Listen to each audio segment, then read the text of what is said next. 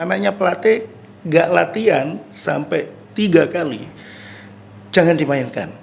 Dan saya katakan, it's right, ini betul. Bentuk disiplin ini. Betul sekali.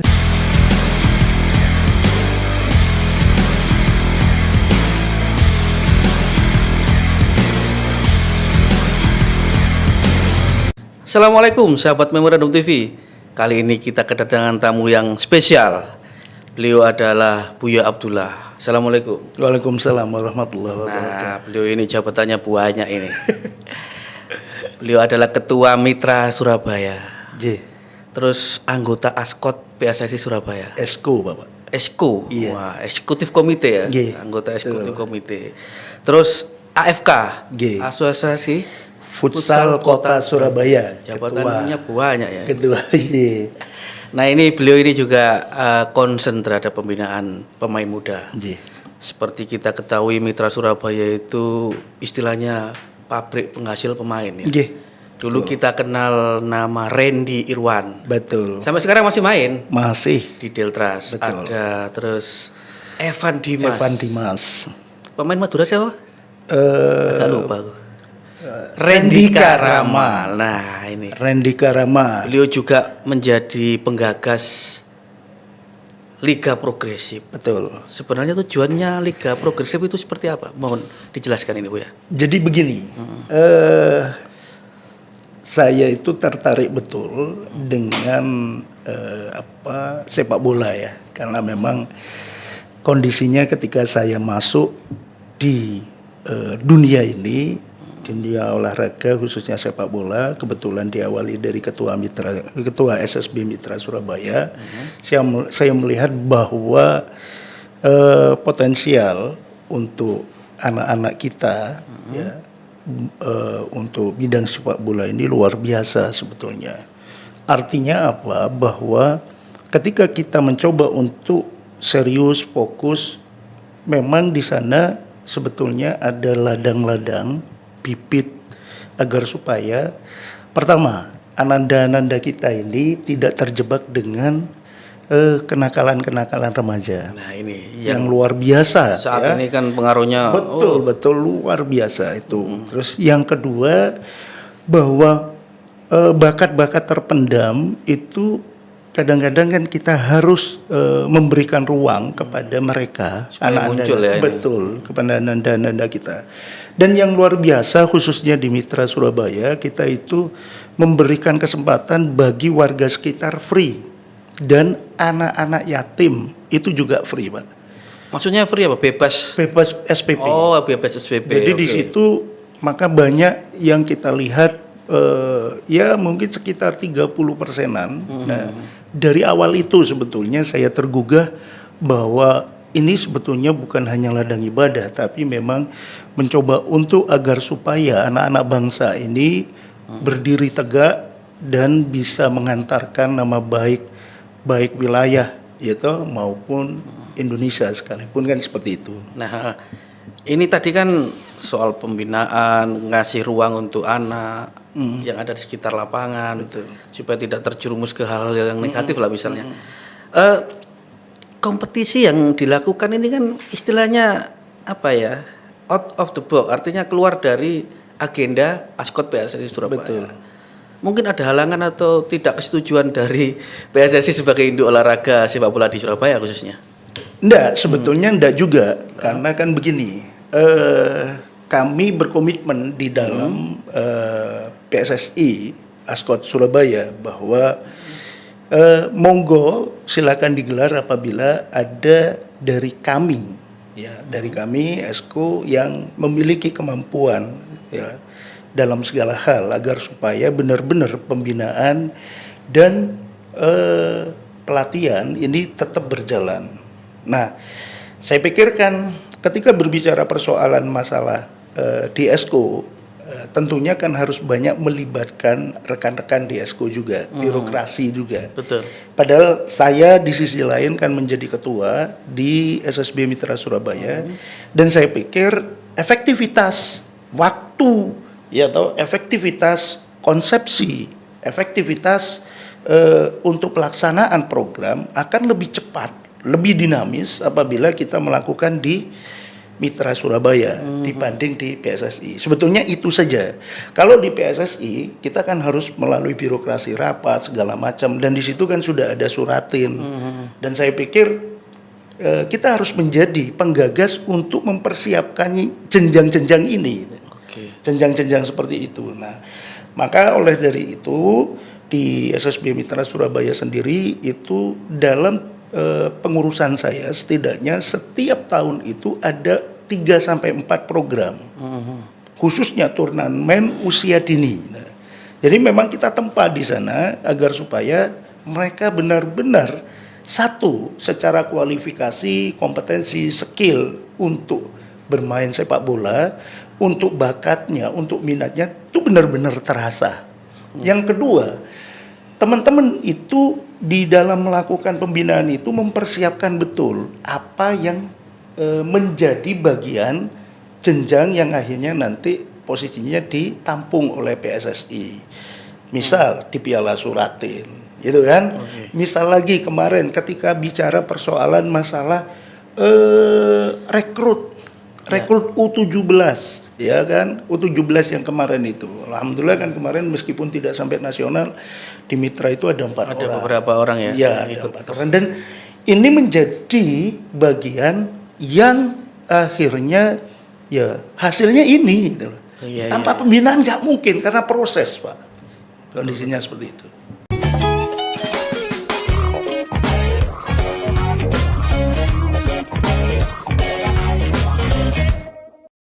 Nah, ini Buya Abdullah, ini bicara mengenai proses. Saya melihat dulu ini kan sampean ini kan backgroundnya advokat. Nah, terus tiba-tiba kok tertarik untuk menjadi ketua SSB Mitra Surabaya. Kita ketahui kan Mitra Surabaya punya sejarah panjang ya. Betul. Wah, pokoknya dulu tim-tim itulah. Iya. Sempat keluar juga ada lagi SSB Mitra. Kok mau jadi pengurus dan sekaligus ketua? Panggilan jiwa atau seperti apa? Betul. Jadi begini, awal pasti ada ini ya, ada yang nyambungkan. Nah, pasti kan ada nyambungkan. Yang nyambungkan siapa? Anak saya. Kan kebetulan begitu. Tapi kan bukan itu satu-satunya jalan kenapa saya akhirnya menerima untuk menjadi ketua. Jujur saja, Pak, kita ini atau saya ini diminta agar supaya sampai 3-4 kali duduk seperti itu. Duduk di ketua SSB Mitra Surabaya, dan saya mengkaji betul. Saya betul-betul mencoba untuk untuk berpikir ini diterima enggak gitu. Nah, pada saat itu karena memang ada loss ya, semacam loss leadership ketika kehilangan almarhum Pak Eko Prayogo ya kan. Betul. Jadi itu kan ada loss kan kondisinya seperti itu. Nah, akhirnya ada beberapa sesepuh dari mitra dan kalangan dari Lidah sendiri itu coba untuk ngomong ke saya, dan saya itu yang paling menyentuh ya di hati saya, yaitu tadi bahwa bisa dibayangkan kalau umpama satu wadah ini yang menghasilkan ini tidak dijaga. Nah, bagaimana dengan anak-anak yang tidak mampu? Tadi yang kita bicarakan bahwa ada filosofi yang harus dijaga di situ agar supaya mencoba untuk anak-anak yang akhirnya memilih untuk hal-hal yang tidak baik karena fokus di sepak bola, terus akhirnya dia lupa dengan kenakalan remaja, katakan begitu. Terus bagaimana dengan anak-anak yang tidak mampu di sana?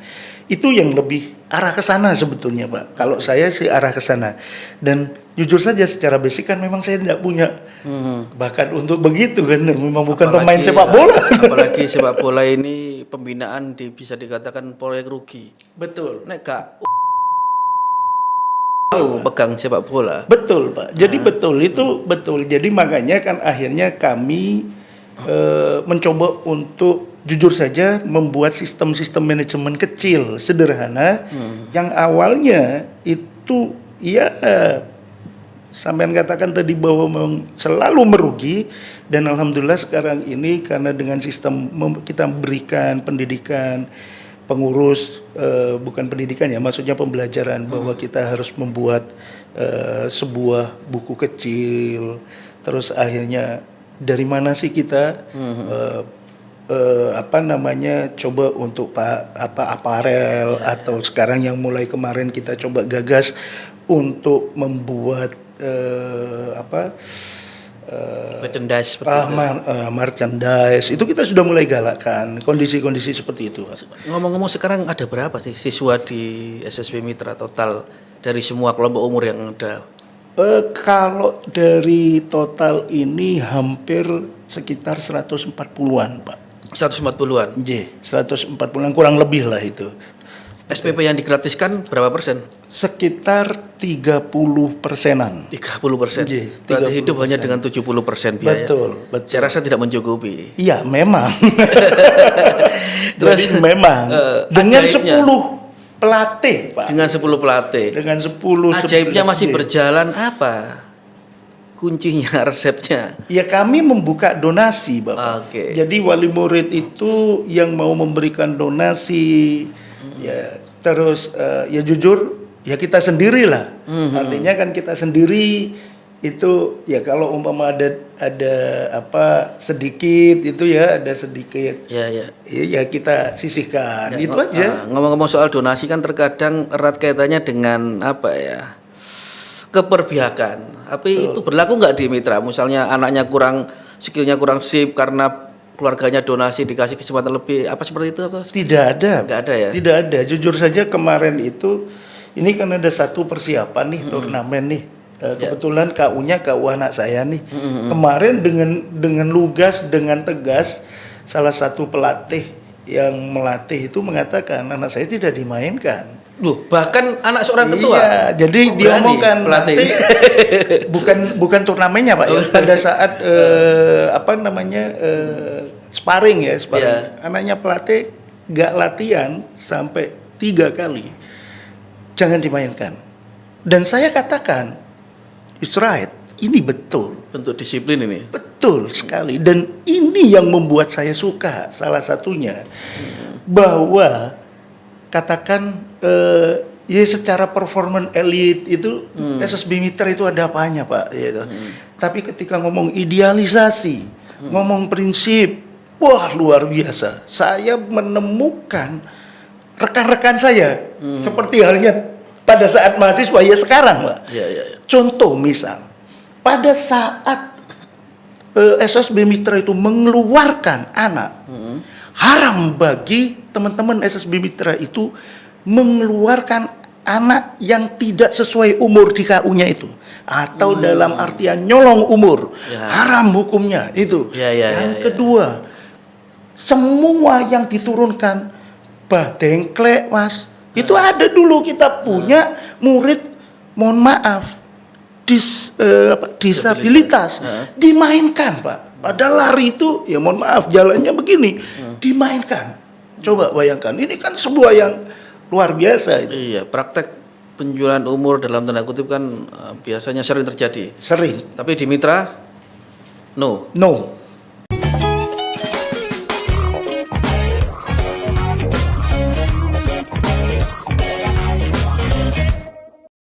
Sahabat Memorandum TV, masih bersama Buya Abdullah. Beliau adalah Ketua SSB Mitra Surabaya. Ini perbincangan yang sangat menarik ini. Pencurian umur haram hukumnya di SSB Mitra Surabaya. Betul. Memang saya melihat ini kalau saya datang ke Mitra Surabaya memang mereka benar-benar apa ya istilahnya disiplin ada, terus permainan juga ciamik, kalah menang juga. Iya. Fair play. Fair play. Nah ini memang harus ditanamkan sejak ini. Memang betul Pak. Jadi misal yang kemarin kita nggak juara Pak. Padahal tuan rumah. Padahal tuan rumah. Ya. Karena memang kita ngomong dan ini yang saya paling suka di base ya di paling basic beliau-beliau para pelatih itu berkomitmen dan itu menurutnya ya entah berantahnya memang dari dulunya kan begitu. Jadi beliaunya itu menanamkan tidak boleh sekali saja mengambil atau mencuri umur, tidak boleh, dan tidak boleh menggunakan dari luar. Nah ini yang luar biasa menurut saya. Jadi kan ya praktek-praktek itu kan menurut saya kan lumrah lah kalau umpama secara logika kan saya kepingin menang nih, ngambil saya sebagai ketua. ini ketua, saya kepingin menang nih, coba nih ya, diambilkan aja dari luar supaya menang kan. Ini gengsi apa namanya, gengsi nama klub. Tapi itu tidak dilakukan. Yang paling aneh tetap seperti ini, tapi alhamdulillah peserta itu luar biasa untuk ikut menjadi bagian dari SSB Mitra Surabaya. Nah, ini soal peserta ini dalam waktu dekat. Yeah. Mitra Surabaya mau menggelurkan turnamen U9 dan 11. Ya. Ini diikuti Surabaya saja atau tim dari luar kota ini? Yang jelas kalau umpama dari kita secara pengalaman ini memang inginnya kan hanya batasan Surabaya, tapi kan kita ini tidak bisa menolak dari rekan-rekan yang ingin masuk di turnamen, ikut serta di turnamen itu, sehingga kan insya Allah ini kan juga ada yang dari luar Surabaya juga. Tahun lalu ada dari Pasuruan, Mojokerto, Gresik ya? Iya betul. Jadi ada pembatasan berapa tim nanti kuota? Insya Allah 16 tim. 16 per U9 sama U11 itu 16 tim. Jadi total 32 tim. Ini event tahunan.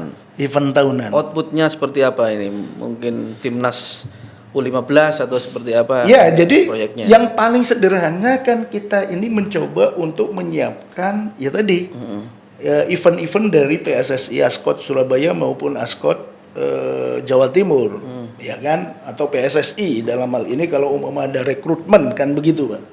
Jadi memang kita ini mencoba untuk tetap eksis dan tetap idealis agar supaya pembinaan ini harus dijaga, di-maintain yang baik. Ya toh, baik terkait filosofinya. Saya tidak mau ngomong skill karena nanti the right man on the right place-nya berbeda karena saya tidak menguasai itu. Tapi kalau bahasanya teman-teman pelatih Vilanesianya kan begitulah intinya.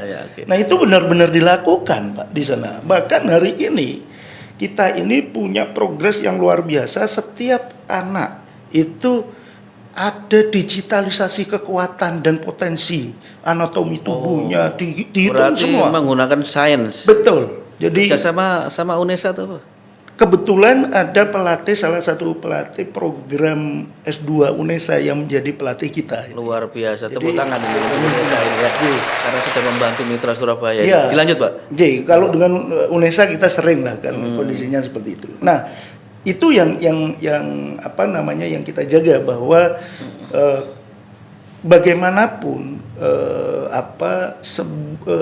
seorang atlet bola itu akan menjadi luar biasa apabila terkait dengan dedikasi, maintenance, menjaga dalam proses pembinaannya benar-benar dilaksanakan, dan itu saya pikir hasilnya ya luar biasa, dan SSB Mitra Surabaya sudah banyak membuktikan dan melakukan itu ya. Betul. Memang sepak bola itu tidak bisanya dilihat. Kalau dulu kan kakinya seperti ini, enak mainnya. Salah satu EPA hari ini seperti itu sekarang. Ya, salah satu EPA saya tidak mau nyebut merek kan, begitu kan. Salah satu EPA di Jawa Timur itu juga sekitar ada 5-6 dari Mitra Surabaya masuk. Gitu. Kondisinya seperti luar itu. Biasa. Buya Abdullah, ini sebelum kita tutup, monggo. Ini kan SSB Mitra Surabaya tentunya masih butuh sponsor atau stakeholder yang benar-benar peduli. Monggo disampaikan terkait pembinaan di Mitra Surabaya. Salah satu dari gagasan yang kami coba untuk kumpulkan yaitu ketika ngomong persoalan Liga Progresif. Kemarin kan Liga Progresif ini bertahan sampai dengan 1 putaran. Dan itu mandiri, pure mandiri, full mandiri. Dan tidak ada tidak ada pihak-pihak klub yang ikut di dalamnya itu dirugikan, Pak. Karena memang digotong royong bareng-bareng. Dari mereka untuk mereka. Dari mereka untuk mereka, agar supaya untuk anak-anak bangsa ini. Dan saya berpikir bahwa memang cukup berat kalau umpama tidak ada dari saudara-saudara kita yang mungkin memiliki memiliki bisnis, memiliki usaha yang mencoba untuk masuk di area ini agar supaya bisa, bukan beban ya. Saya tidak mau menggunakan bahasa beban, tapi agar supaya target saling menguntungkan, sharing bersama, kerjasama saling menguntungkan, baik untuk dunia olahraga, baik untuk anak-anak kita atau generasi bangsa yang ada di Surabaya dan Jawa Timur khususnya, maupun pemilik usaha, ya kan, entrepreneur, mungkin bahkan perusahaan-perusahaan go public. Kami mengundang dan sangat terbuka apabila ingin bareng-bareng agar supaya melihat dan menjalani proses pembinaan usia dini ini dilaksanakan dengan cara menggulir turnamen baik sifatnya kompetisi maupun liga. Dan komunitas ini sudah kami siapkan, namanya Liga Progresif. Musim kemarin atau putaran pertama berapa tim atau klub? 12. Ini tapi masih berkomitmen ya? Masih berkomitmen untuk insya Allah putaran kedua ini bulan akan apa ini? dilakukan Oktober ini. Oktober awal ini, dan insya Allah ditambah dengan KU13. Usia U13. U13 ya. Jadi kondisinya mudah-mudahan ketika ada undangan dari teman-teman memorandum ini yang terima kasih sekali, sangat peduli dengan pembinaan sepak bola usia dini ini.